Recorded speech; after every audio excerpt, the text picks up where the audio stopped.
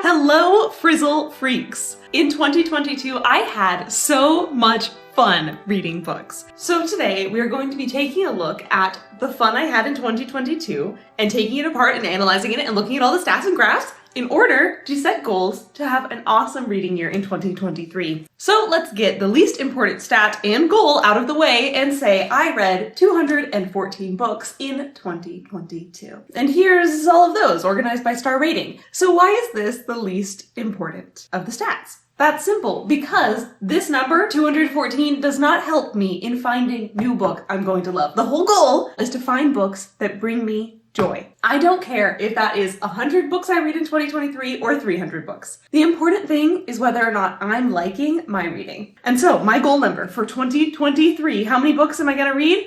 At least one. I like to set my Goodreads goal number at 1 because I feel like it's a statement that the goal doesn't matter, but also it unlocks the page, which makes it fun to track my books and I get to have these nice spreads, right? But for me, having a goal number of books to read doesn't motivate me to read. What motivates me to read is that I am completely addicted to books. So I got the motivation covered, okay? It's actually surplus motivation at this point. And here is how many books I read per month, with our highest month being August at 23, and our lowest month at September with 10. And this is mostly a function of how much free time I had during that month. Okay, now it's time to get into the goals and stats that are really important to me. So we have my star rating histogram breakdown of 2022. So this is the star rating of a book and what percent of my reading was that star rating. And this is the framework of it all. This is the graph that I want to most change in 2023 because I want there to be more 5 stars and more 4 stars and please less 2 stars, less 1 star. That is the goal of it all. And as a handy summary of this, my average star rating in 2022 was a 3.36. And part of me is happy that I give out 1 stars and 2 stars and don't have the highest average rating because it means that I'm thinking critically about my books and I'm not just giving out good ratings willy-nilly with a rating inflation scheme. But it'd be really nice if I could find more 5-star books instead of 1-star books because I'm doing this for fun, not to be a harsh critic. I just want to find books that I can gush to you about. And along the way, I always find some 1-star duds. So, am I getting better at finding 5-star books? Let's compare 2022 to 2021 and look at the trends of Chloe's reading for a minute. So, 2022 is still blue and 2021 is red. And guys, it's not looking good. Now, we do have one silver lining. I had more percentage of my reading be 5 stars in 2022. Yes, good. But I also had more 2 stars and more 1 stars, which is less good. And honestly, looking at these trends, I think it's more indicative of me changing how I'm rating books than necessarily a change in how I'm discovering books and choosing them for reading. I think the more books I've encountered and rated and reviewed critically on this channel, the more willing I've been to give out 1 stars and 2 stars. But also, I cannot know if the way I'm rating books has changed because that is due to faulty memory, and all we have is this math. And if we're just looking at the numbers and assuming that I'm rating the books the same as I was a year ago, it looks like I am finding more and more books that I did not actually want to read. Further solidified by my average rating in 2021 was a 3.53. Average rating is going down, which makes me sad.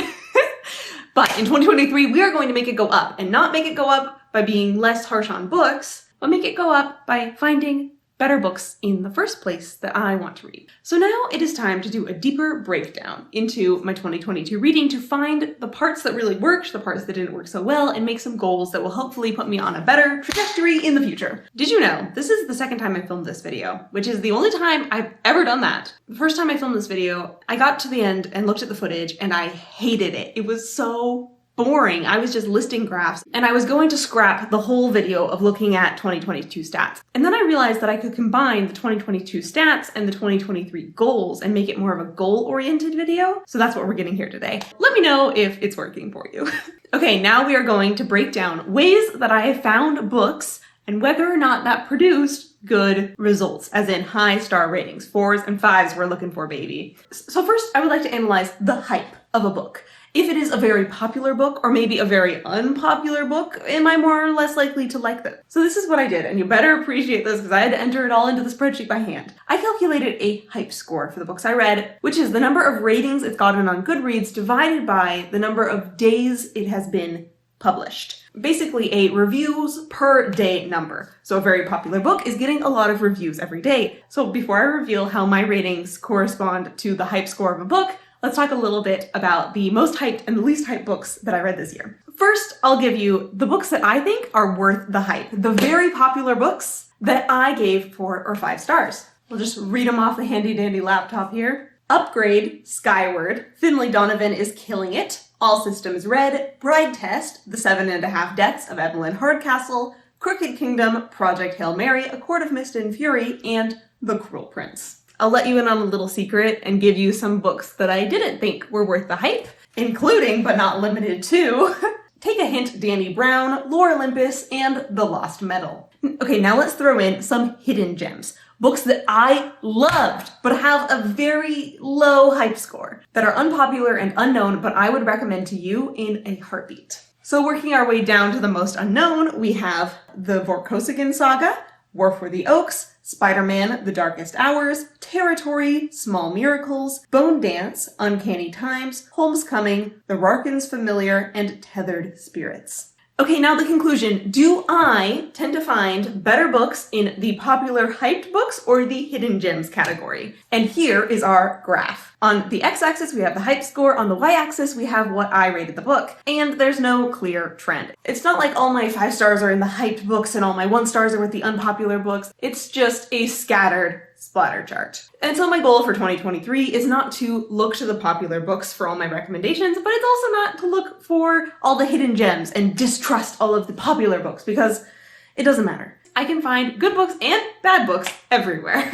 Okay, the next thing we're going to be looking at in terms of my reading and trying to puzzle out how to find better books is BOOKTONE. Okay, I love this, guys. Let me know if you're sick of hearing about BOOKTONE, and I will cut the throttle a little bit, but right now it's full steam ahead because I think that this system is so useful. To toot my own horn a little bit, BOOKTONE is a personality test that I designed, where every reader and every book is given one of 14 personality types. And then you are most likely to enjoy reading the books that match your type, or are close to your type on our color wheel here. And BOOKTONE has turned out to be a much more accurate predictor of reading taste than I even ever expected. If you want to take the test, it's linked in the footnotes for you, along with an explanation video about it. Okay, but what is this? We have the light colors and the dark colors. The light colors are intellectual focused books. These are books that will make you think. On the outside, we have our dark colors, which are emotional focused books, books that will really make you feel. And then on the wheel, we have books that are blue character focused, red plot focused, or yellow atmosphere focused, or any mix of those. Got it? Okay, so my book tone is Thistle Purple, which is the light purple here. So over the course of 2022, every single book I read, I marked down what its book tone was. So now we can look at my reading trends according to their book tone. Here is my average rating based on their book tone. And these trends are so enlightening because all of my lower rated colors, yellow, orange, red, what do these have in common? They don't have blue. They don't have character focus. But our colors that do have blue, that do have character focus, the blue, the purple, the green, the gray, those are the high ones. So what do I need? I need more character focused books. That is my goal for 2023, is when I'm looking for books, I'm specifically looking for books with good characters, because if there's not good characters, I'm not gonna rate it super highly. We can look at another metric that shows about the same thing, which is all of my 5 stars and what percentage of them were which book tones. So the next thing that I want to talk about, I have a lot of feelings towards that are mixed. ARC, the Advanced Reader Copies. These are books that publishers give copies of, usually ebook copies of, to reviewers to review before it comes out. So here is my star rating breakdown for the ARCs I read in 2022. So the blue bars here is still all of my 2022 reading. That is just our comparison point. The orange is the ARCs. And as you might be able to tell, we have less 5 stars, less 4 stars, more 3 stars, more 2 stars, and more 1 stars in the ARCs. This is a clear trend towards me liking books less when I get them as advanced reader copies. And I have a theory about this, and of course a goal to go with it. So typically before I pick up a book, I will look into the reviews for it and try to figure out through that if it's a book for me, like if it's a book that has character focus or if it's well written. But with ARCs, I am the reviews that other people are going to use. There isn't already a lot of reviews out there for a book that hasn't even come out yet. And so sometimes it's just really hard to find good ARCs because you just have less data to pick it out based on. And so in the coming year, my goal is to request less ARCs because that's how it usually works. The reviewer will request a book that they're interested in and then the publisher will give them an ebook copy. And I'm very grateful to the publishers for providing ARCs, and I did have some awesome successes with some ARCs. You can see there are some 5 stars in there, but the truth is that advanced reader copies generally aren't where I'm finding my favorite books. And so I'm still going to request books, especially if they're from authors that I already love and things like that, where I have a little bit more data to grab onto when I'm choosing the books, but otherwise the percent of my reading that is ARCs is going to go down. And hopefully that will bring my overall average reading and happiness up. Okay, the next stat is a little bit of a downer, but I do have an important goal to go with it. And in 2022, I did not finish 29 books, which, yes, is a really high number.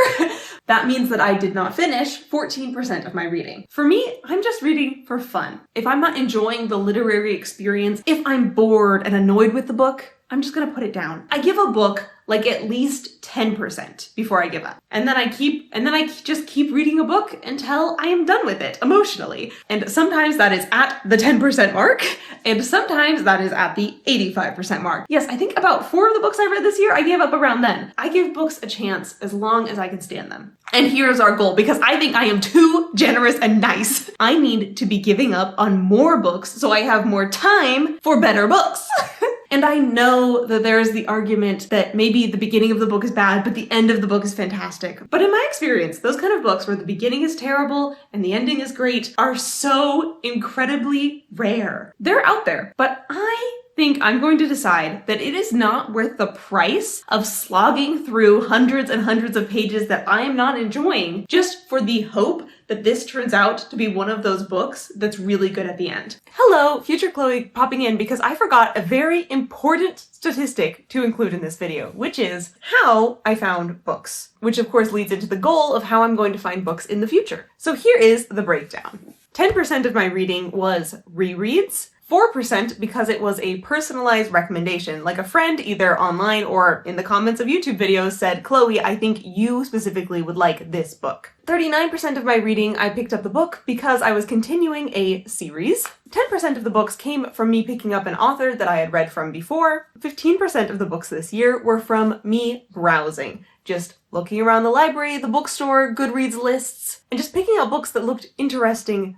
based on covers and blurbs. 12% of my reading I picked up because it was reviewed highly. I saw a review on BookTube or on Goodreads that was really positive and convinced me that I would like this book too. And 10% of my reading came from projects. This is a project like reading all of the Moon Knight comics published in the last 20 years, or reading all of the finalists in the Spiffbo competition. Books that I'm picking up because they're on a specific list. So are you ready to see the star rating breakdown for all of these categories? Predictably, the highest with a 4.5 is rereads. I'm only picking up books that I already liked to reread. Personalized recommendations are next with an average of 3.6. Then continuing on in a series with an average of 3.5. Honestly, I'm pretty surprised that that isn't higher. Then we have a repeat author with a 3.2, and that is already below my yearly average. So apparently not the best place to get recommendations from. The browsing books got a 3.0. Highly reviewed books gets a 2.9.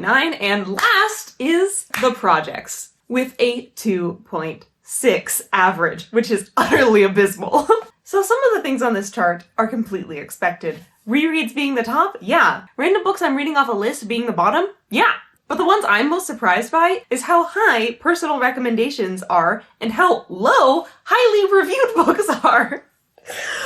Because according to these statistics, I shouldn't look at book reviews at all because that's just dragging down my average reading apparently. But I really enjoy BookTube and Goodreads, and I don't want to stop anytime soon, so I really don't want to make a goal to stop. So instead we're making a goal to increase the personalized recommendations. And I need your help for this. I need you to recommend books that you think I'll like. Not just your favorite books that you love, because that's just reviewing highly, and we've already proven that that doesn't work. No, you have to think, what would Chloe actually like? Based on what I praise and hate in books. If you want some inspiration for that, I recommend watching my Best of 2022 5-star books video, because that has me talking about a lot of different things that I enjoy in books. And if you could give me books that are similar to those ones, that'd be awesome, please.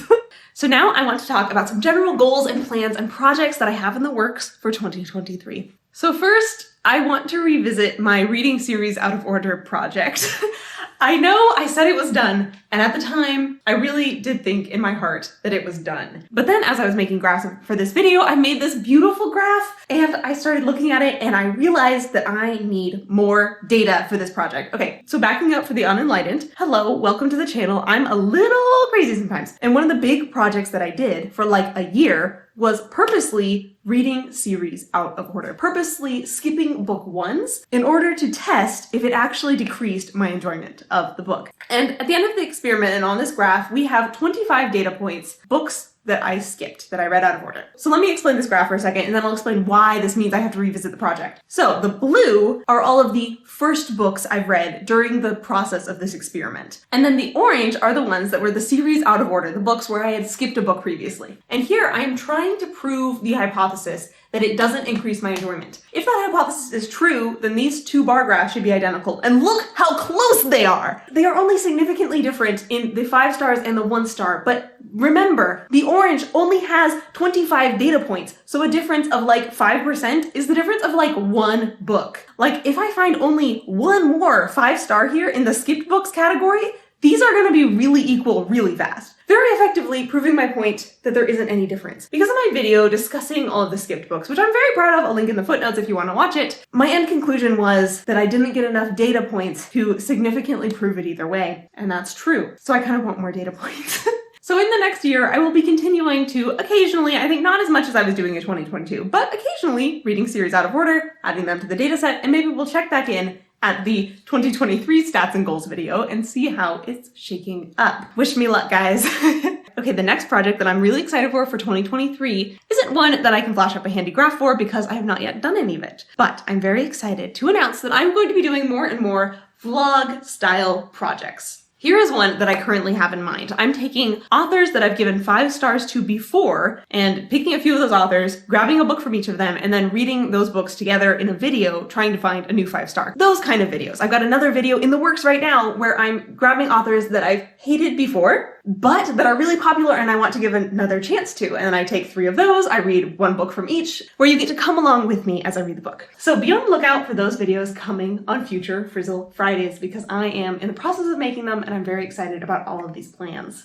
Another project that I'm currently planning is a guide to the genre of urban fantasy. This is somewhat inspired by the booktuber The Book Leo, who did a video kind of explaining the genre of dark academia. And I saw that video and I thought, I can do that for my favorite genre, urban fantasy. That'd be fun. So I am preparing for that video. I'm going to make it as fun and extensive as possible. If you have book recommendations for me that you feel like these books are the foundation and epitome of the genre of urban fantasy, let me know, please. And another video that you can expect to see pretty soon is reading other booktubers' favorite books of 2022. So in conclusion, the number to beat for 2023 is 3.36. And through all of these fun projects and goals, I hope to be able to report back in a year that I did, in fact, knock that out of the park without compromising the validity of my own rating system.